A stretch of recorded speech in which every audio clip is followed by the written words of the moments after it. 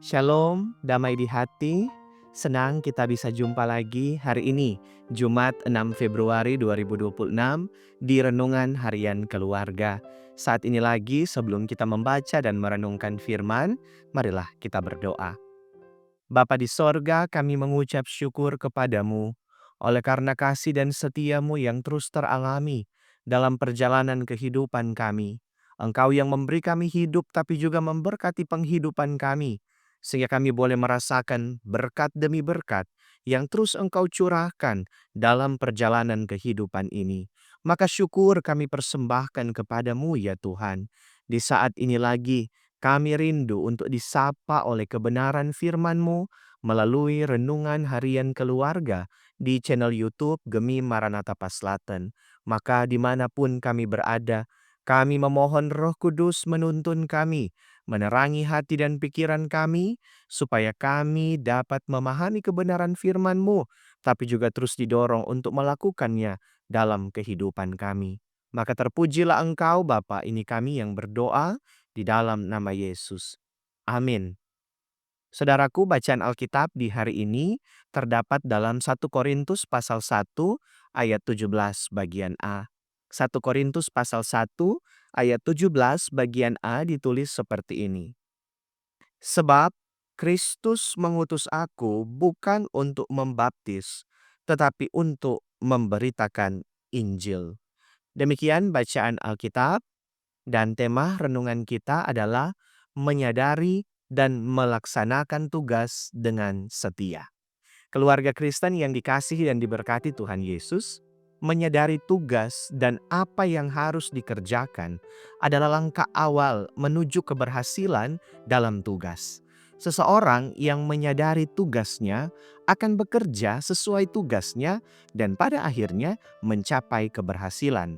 Ada banyak orang yang tak mengetahui apa tugas utama mereka dan apa yang harus mereka kerjakan. Orang-orang yang demikian akan berjalan terkatung-katung dan dalam kebingungan. Rasul Paulus adalah seorang yang bergerak dengan visi dalam hidup dan pelayanan. Ia tahu apa yang harus dikerjakannya dan apa yang adalah kehendak Tuhan atasnya.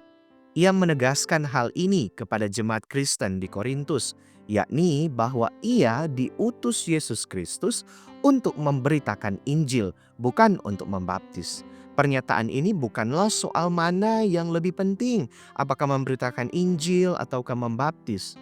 Dari amanat agung kita mengetahui bahwa dua hal tersebut adalah perintah Yesus untuk dilakukan semua muridnya.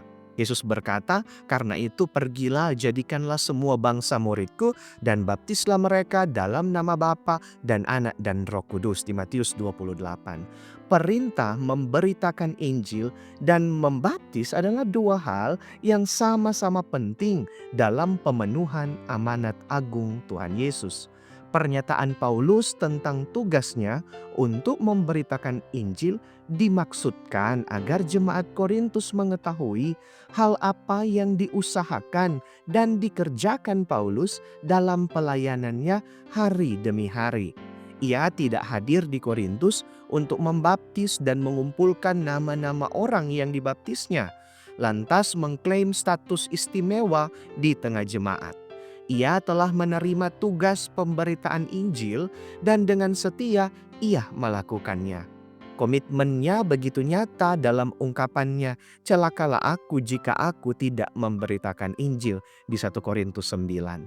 Keluarga Kristen yang dikasihi dan diberkati Tuhan Yesus. Sebagai orang percaya dan sebagai keluarga Kristen, adakah kita mengetahui untuk apa kita hidup di dunia ini? Tugas apa yang dipercayakan Tuhan untuk kita kerjakan dengan setia? Setiap kita dipanggil untuk menghidupi panggilan yang Tuhan percayakan kepada kita di keluarga, di jemaat, dan masyarakat di mana kita ada. Dan dalam menghidupi dan melaksanakan tugas itu, kita diminta untuk setia melakukannya. Bersediakah kita melakukan tugas kita dengan setia? Amin. Marilah kita berdoa. Bapa, kami bersyukur untuk firman-Mu yang telah menyapa kami semua. mengingatkan lagi kami bahwa di tengah-tengah kehidupan yang kami jalani, Engkau Tuhan memberi kami tugas-tugas untuk kami lakukan dalam panggilan-panggilan kehidupan kami. Maka ajarlah kami untuk mengenali setiap panggilan-panggilan Tuhan bagi kami, baik di tengah keluarga, di jemaat, di masyarakat, dimanapun kami ada, sehingga kami akan melaksanakan tugas-tugas tersebut dengan setia. Oleh karena itu kami berdoa, kiranya berkat-berkat-Mu akan terus menjadi bagian kehidupan kami sebagai umat-Mu.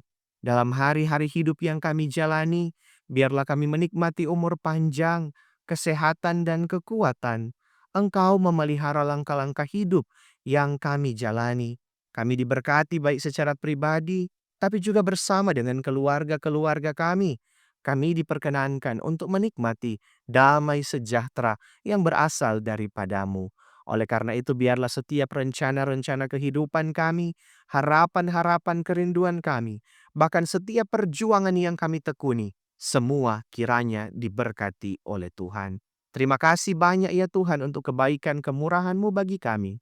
Seantero hidup kami bawa dalam kasih dan dalam pemeliharaan-Mu. Terpujilah Engkau kekal selamanya. Ini kami yang berdoa demi Yesus Kristus. Amin. Demikian renungan harian keluarga untuk edisi hari ini. Jangan lupa untuk terus mendukung channel ini dengan cara subscribe, tapi juga like, komen, dan bagikan video ini.